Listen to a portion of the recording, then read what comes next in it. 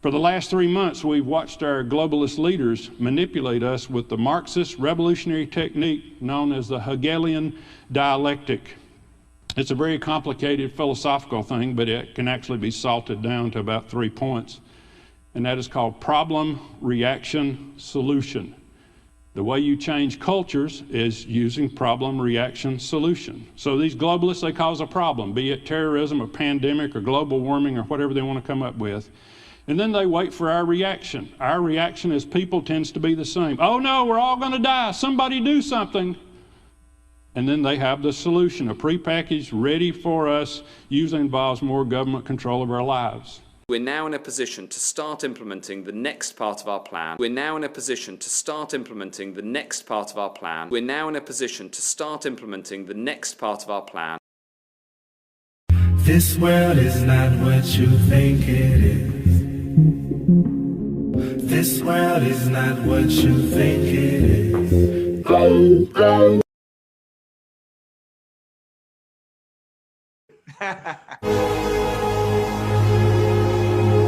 If someone had said to you in December that by April, millions of people all over the world would be infected with a mysterious new virus that has no vaccine, you'd think they were talking about a Hollywood script. It's happened so fast, it almost doesn't seem real. Coronavirus pandemic. Coronavirus pandemic. Coronavirus. Coronavirus. The COVID-19 virus. This horrible, invisible enemy. The virus. The virus. COVID-19. The coronavirus. COVID-19. The apocalypse. Well, most of us have never lived through anything like this. No one is immune. It threatens all of us. We're going to a different place, which is a new normal. A new normal. A new normal. A new normal. A dinner where your temperature is checked before you walk in. A new normal. New normal. Embrace the new normals of social distancing and sheltering in place, all the physical isolation. The new normal. The new normal? When we get out of the new normal and get to a new normal. The new normal? This is the new normal. If you want to go to a restaurant, you're going to have your temperature taken before you're allowed inside to dine. So that's just the new normal. The new normal.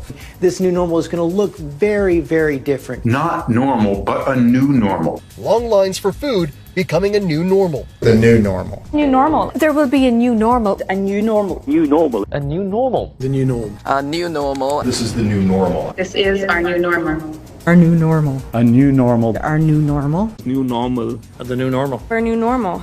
We will transition into the new normal.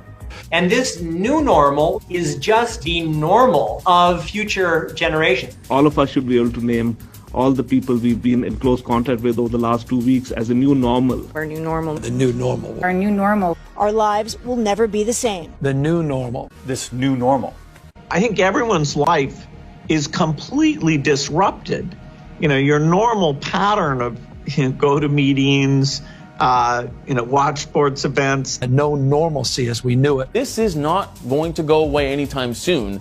This will be the new normal until a vaccine is developed. The vaccine. Vaccine. A vaccine. The vaccine for this terrible virus. An amazing vaccine to the entire world. The world awaits a vaccine. The vaccine. The vaccines. The thing that'll get us back is the vaccine. Until we have a vaccine. Zero tolerance. So every time we see a case, we basically pounce on it. A vaccine. A vaccine. The vaccine. The vaccine. To all 7 billion people. Almost every expert agrees a vaccine is the fastest way to get our world back.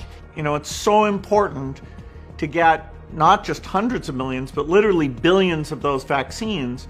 Legislative amendments that would make vaccinations mandatory for public school students unless they have a medical exemption. The vaccine is the thing that will change things. It's a vaccine. It's a vaccine. A vaccination. A COVID-19 vaccine. A vaccine. Vaccine. Vaccine. The vaccine is critical, very broad vaccination. Vaccine. The vaccine. The vaccine. On the issue of the vaccine, which you've said in the past could take a year to 18 months, will we have to wait for a vaccine to hug our family and friends who are outside of our bubble?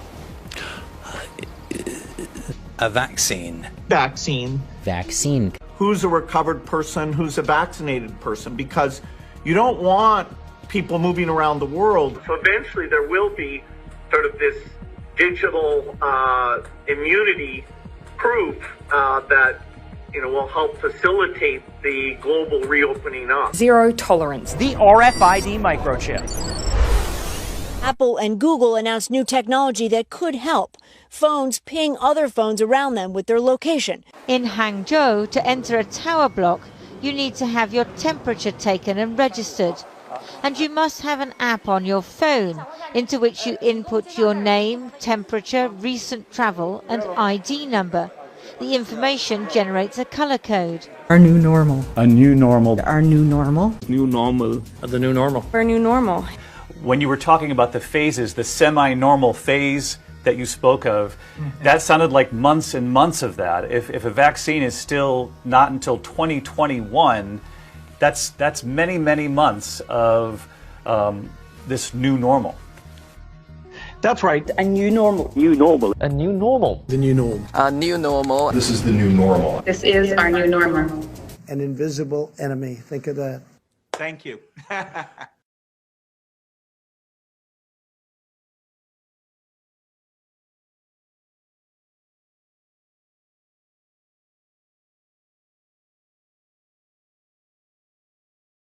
And what about that trade-off? You just mentioned, obviously, the economic pain. What do you think the right balance is between the trade-off of protecting people's lives and the economic hit? I mean, do you see a situation where the global economy could be virtually at a standstill for a year or even more? Well, it won't go to zero, but it will shrink. Global GDP is going to take, probably the biggest hit ever.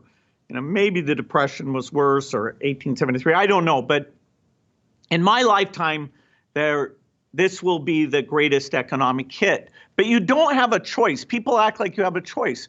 People don't feel like going to the stadium when they might get infected. It's not the government who's saying, okay, just ignore this disease. And, people are deeply affected by seeing these deaths, by knowing they could be part of the transmission chain, and old people, their parents, their grandparents could be affected by this, and so you don't get to say ignore what's going on here.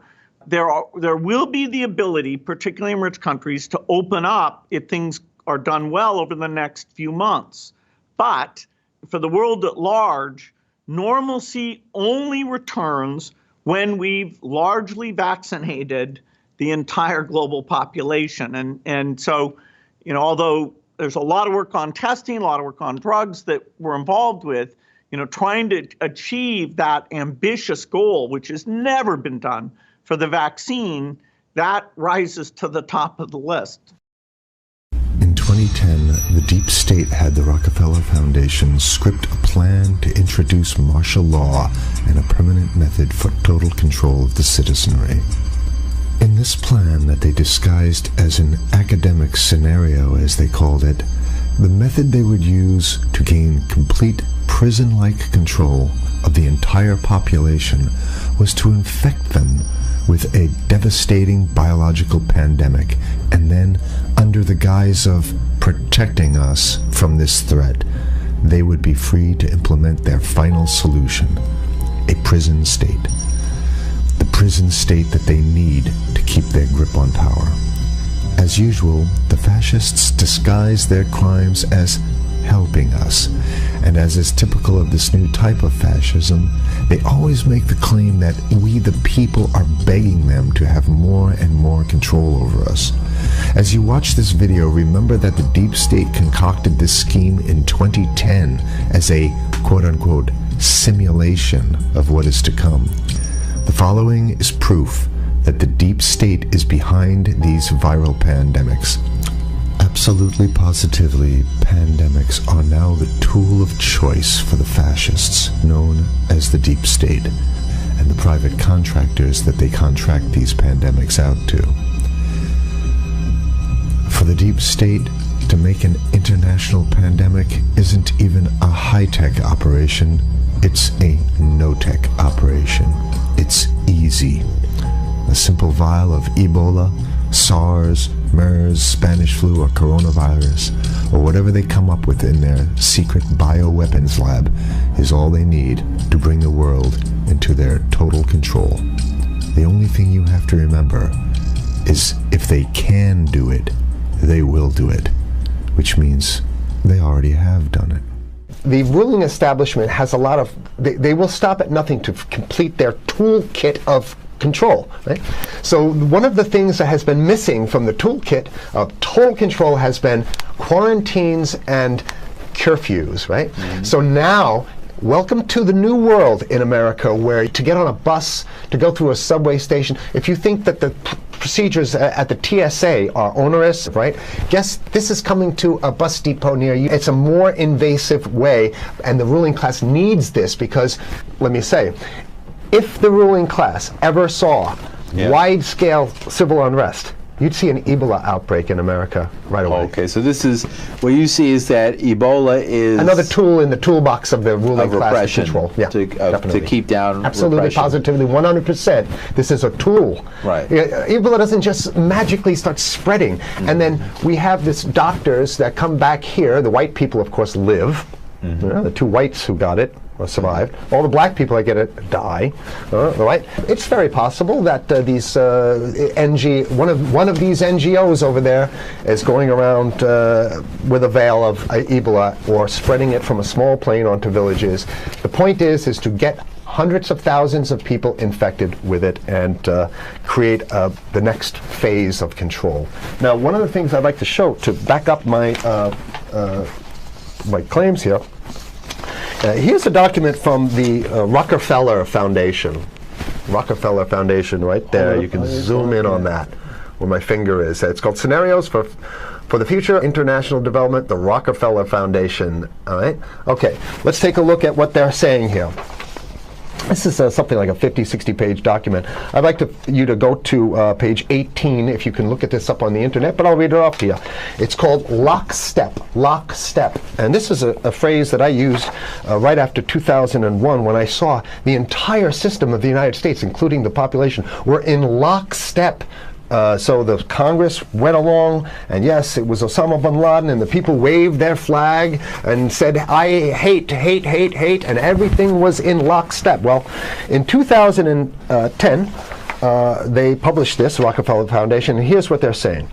They're saying that they call it a scenario. These are scenario narratives, and they speak about it in the past tense. So they put out this scenario, lockstep. A world of tighter, top-down government control and more authoritarian leadership with limited innovation and growing citizen pushback. Okay, I'll read a little bit of it. In 2012, the pandemic that the world had been anticipating for years, nobody was anticipating a pandemic, finally hit. Unlike 2009's H1N1, this new influenza strain originating from wild geese, they use some scenario, but this is Ebola they're talking about. Even the most pandemic-prepared nations were quickly overwhelmed when the virus streaked around the world, infecting nearly 20% of the global population and killing 8 million in just 7 months, the majority of them healthy young adults. The pandemic also had a deadly effect on economies. You can see the agenda. Just naked, raw, naked control agenda written down, and it's anybody's guess how this becomes effectuated in real life. So whether this is written specifically as marching orders or whether people take it upon themselves in the intelligence networks to say, okay, well, this has been produced, so this is the plan here. But these narratives have to be written in advance because the intelligence agencies don't know how to do these narratives. They need help. So these think tanks, they come up with these, like Rand Corporation, Rockefeller Foundation. These are think tanks of death. They're not the think tanks, they're not there to find great ways to help people. Right? Okay, the pandemic also had a deadly effect on economics. International mobility of both people and goods screeched to a halt. Which is what they want. They want a completely isolated world, right? Debilitating industries like tourism and breaking global supply chains. Well, of course they want tourism stopped because they're not in the tourism business. And they want you at home in your house in front of the TV. Then they got you. Because once you watch the TV, they own your soul. Even locally. Wait a second, we're on television. I mean commercial television, let's say. national. Even locally, normally bustling shops and offices sat empty for months. Okay, so I love how they talk about it in the past tense in 2010. Right? The pandemic blanketed the planet, though disproportionate numbers in Africa died. Southeast Asia and Central America, where the virus spread like wildfire. It sounds like the opening monologue of a disaster movie, right? Exactly. Now listen to, here's the good stuff now. But even in developed countries, containment was a challenge. Now here's this one. I love this one. The United States' initial policy of strongly discouraging, in quotation marks, strongly discouraging citizens from flying proved deadly in its leniency. So they're saying, that... No, keep going, read it. Proved deadly in its leniency. So they should have been tougher, right? Accelerating the spread of the virus, not just within the United States, but across borders. However, a few countries did fare better. China in particular.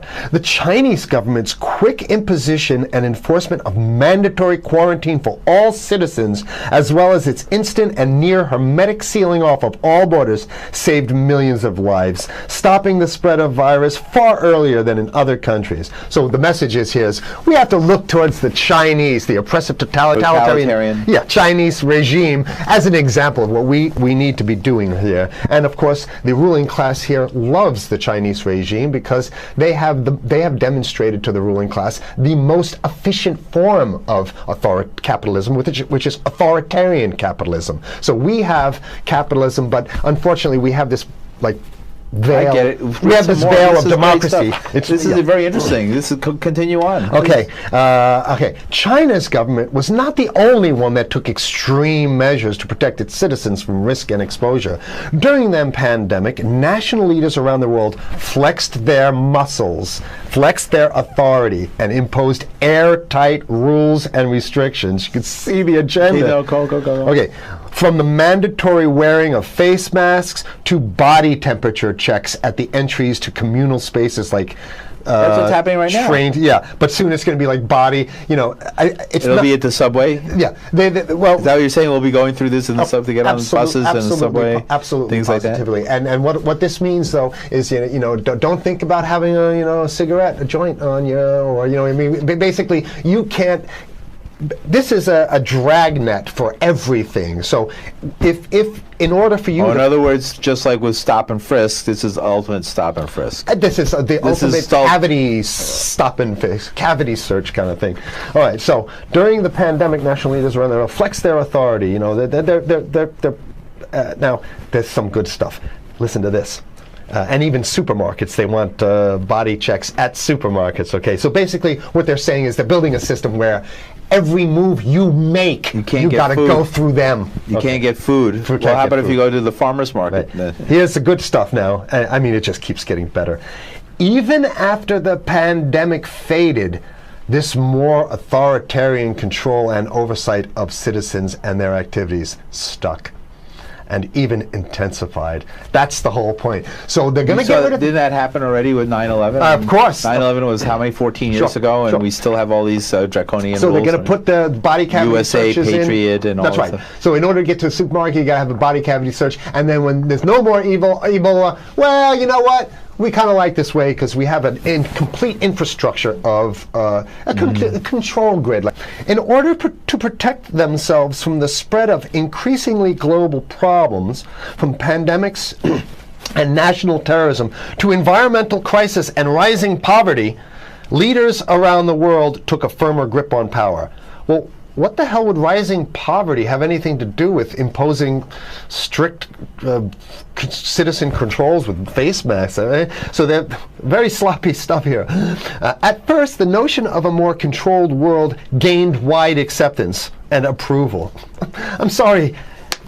Nobody likes this stuff. They're just saying it.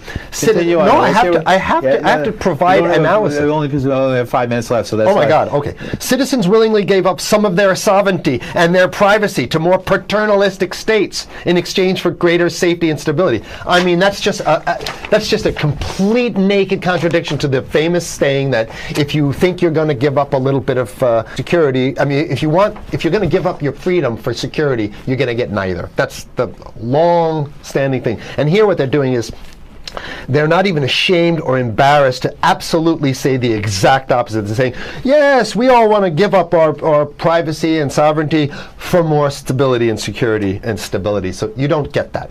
When you give it up like that, you get the shaft. Can you show us the cover again of I'll what you were just reading? One more time, and then I have two more documents. Right, this is what we were reading here, and just zoom in a little bit so folks can see it. He'll zoom in, don't worry, you can relax. And scenarios for the future of technology and international development. Okay, now I have two more documents. Keep it zoomed. We have the National Security Memorandum of December 10th, 1974. This is Henry Kissinger's brainchild. The National Security Memorandum number 200. You can look that up on your internet.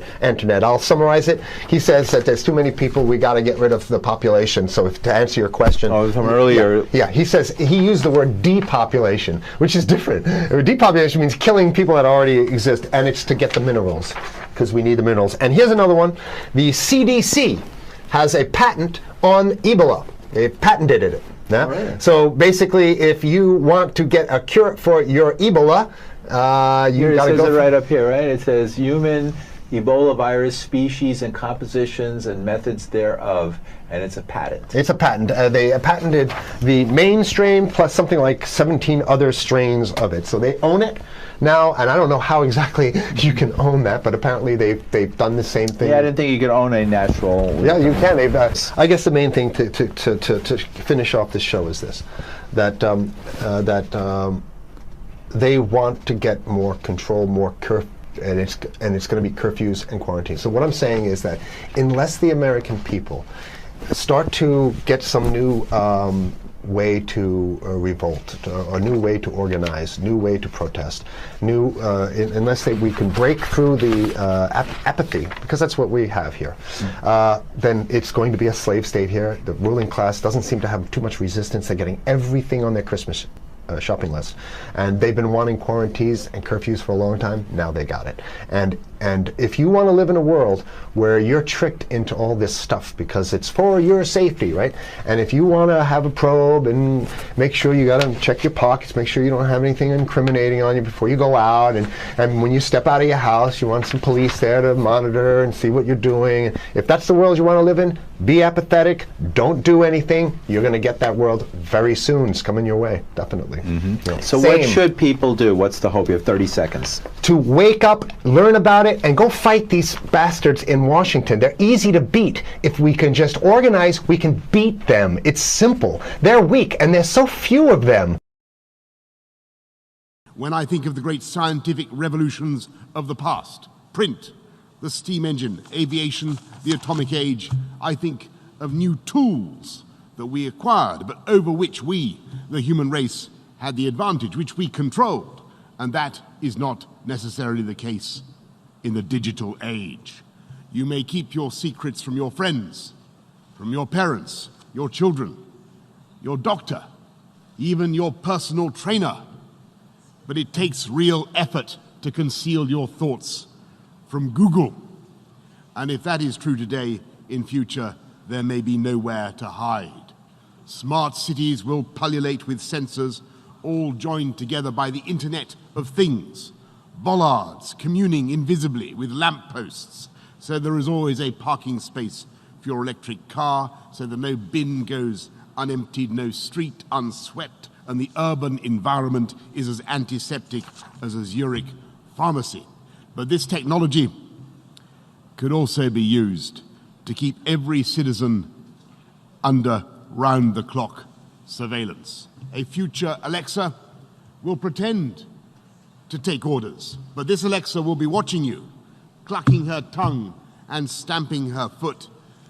In future, voice connectivity will be in every room and almost every object. Your mattress will monitor your nightmares, your fridge will beep for more cheese, your front door will sweep wide the moment you approach like some silent butler.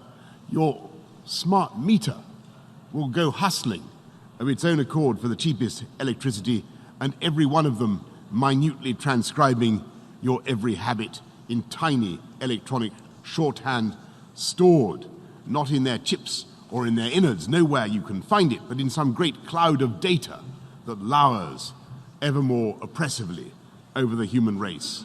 A giant dark thundercloud waiting to burst, and we have no control over how or when the precipitation will take place. And every day that we tap on our phones or work on our iPads, as I see some of you are doing now, we not only leave our indelible spoor in the ether, but we are ourselves becoming a resource, click by click, tap by tap.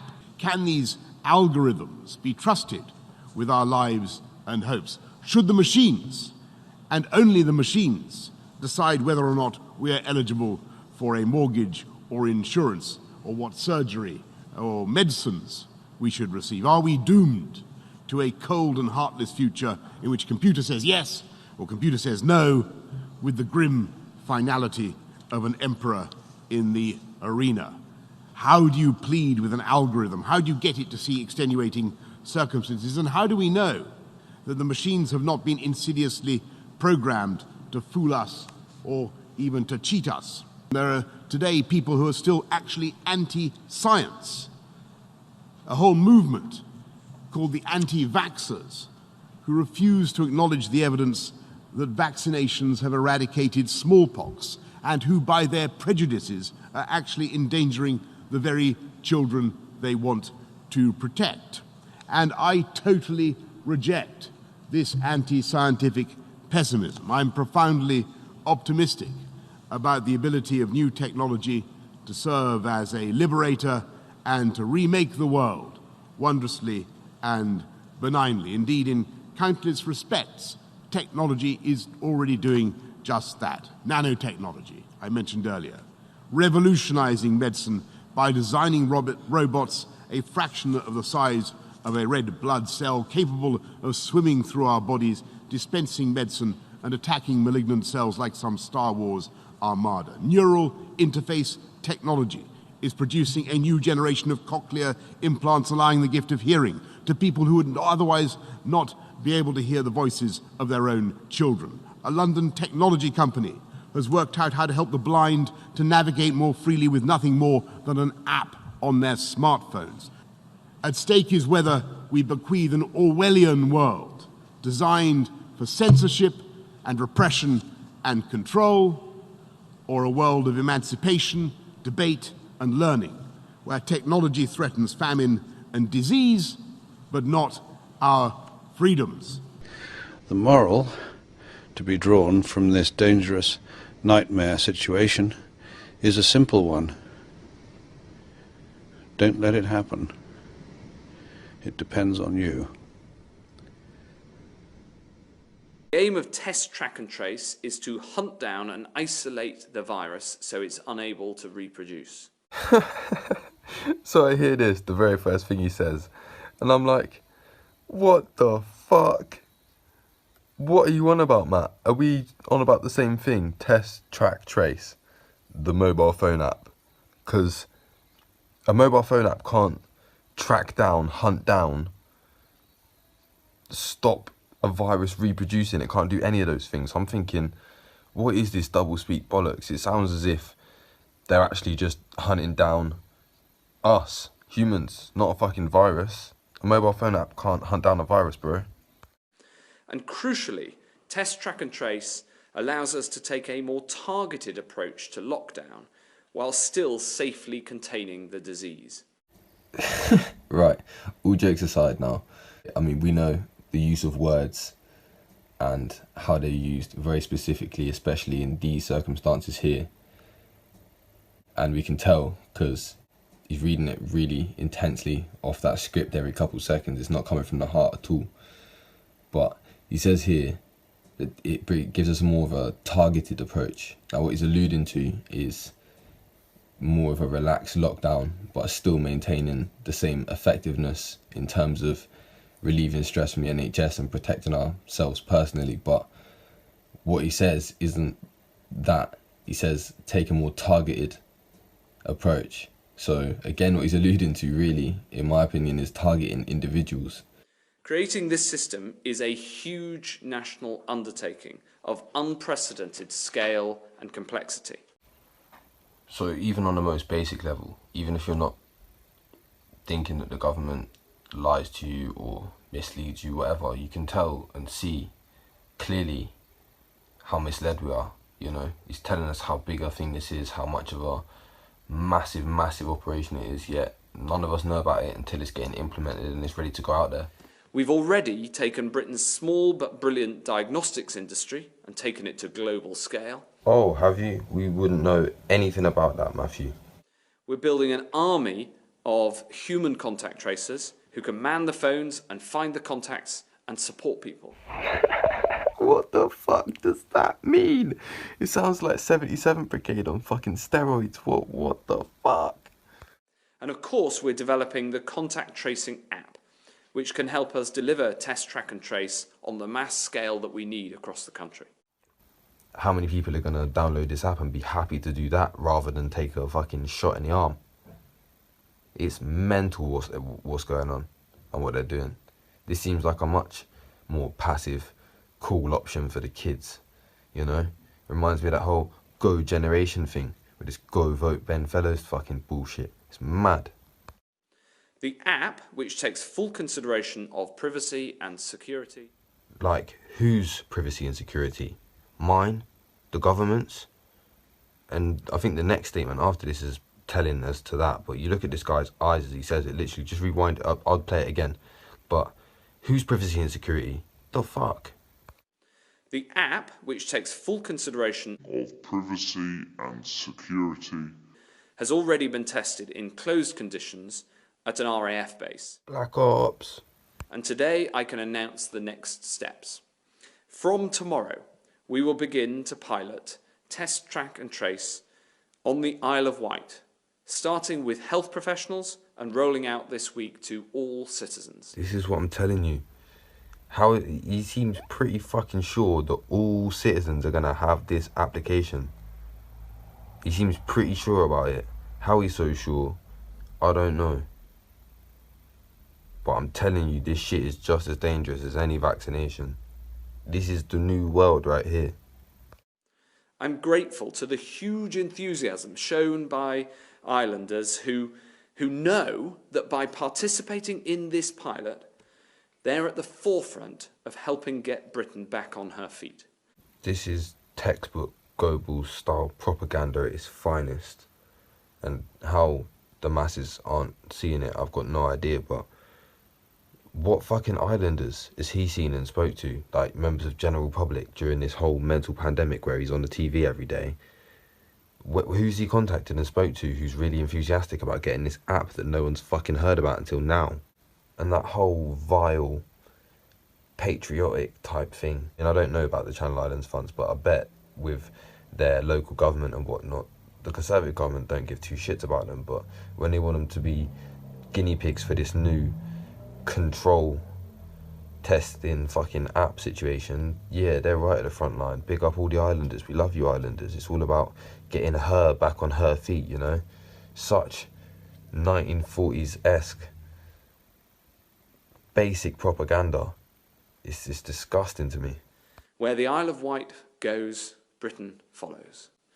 The island has a single NHS trust, one local authority with the responsibilities for public health, a relatively low number of COVID cases, and because it's an island, we can run this trial in proper scientifically controlled conditions, comparing the effect with what's going on the mainland before we roll it out to the rest of the country. So here's how it'll work. Last week we put in place the testing capability on the island. From tonight, the contact tracing capability will go live, and then tomorrow, NHS staff on the island will be able to download the app. And from Thursday, each one of the 80,000 households on the island will get a letter from the chief nurse with comprehensive information about the trial. Islanders will then be asked to install the app. Once you've installed the app, it'll start logging the distance between your phone and other phones with an app nearby. So this is what I'm saying. What happens when you're someone that doesn't want to download the app? Does that automatically make you someone that's going to put others at risk? Because, I mean, one of us, even if we do download the app, if they know our thoughts towards this so-called pandemic, then what happens if we download the app and, I don't know, you've been in contact or near someone that's supposedly tested positive, but then you're not going to wear a mask, you're someone that doesn't want to wear gloves, you're someone that doesn't practice, you know, fucking putting hand sanitizer, alcohol and shit all over your hands all the time, stripping it of all its natural oils and that, stripping your immune system of its natural barriers. What if you're someone that doesn't do that? Then what, are you someone that is going to put others at risk, likely to contaminate others? You know, is that a means for detention then? Because it would seem that the legislation implies that. It's been designed with a form of Bluetooth that conserves power so the app won't drain your battery. So again, I'm not no computer, mobile phone technology expert, but to me this implies one or two things. Either they're going to require you to have your Bluetooth switched on, or this software has the ability to either manipulate and change your hardware or just infiltrate your hardware, which doesn't really ring true to his comments about privacy and security being cool. And this log of proximity information will then be securely stored on your phone. So yeah, the implications to these things, as we can see, are mental. What does that mean? If it's on my phone, how is it of any use to any medical expert? Do they have access to my phone? Am I going to be expected to go and give it in or show it to some certain authorities at certain specific times? What are the implications of this is so intense. If you become unwell with COVID symptoms, you inform the NHS via the app. Other app users who you've had significant contact with in the last few days will then be sent an alert by the NHS along with advice about what to do. A test ordering function will then be built in. If you're watching this and you live on the Isle of Wight, I have a simple message. Please download the app to protect the NHS and save lives. Yeah, and in true propaganda style, basic fashion, Goebbels-esque type mind control, manipulation of emotion type bullshit. Save the NHS, save lives, it's all on you people. Do as we say, or you're putting lives at danger. You know, you don't do as we tell you and you're basically a murderer. Don't forget that. Should the machines, and only the machines, decide whether or not we are eligible for a mortgage or insurance, or what surgery or medicines we should receive? Are we doomed to a cold and heartless future in which computer says yes or computer says no, with the grim finality of an emperor in the arena? This world is not what you think it is. This world is not what you think it is.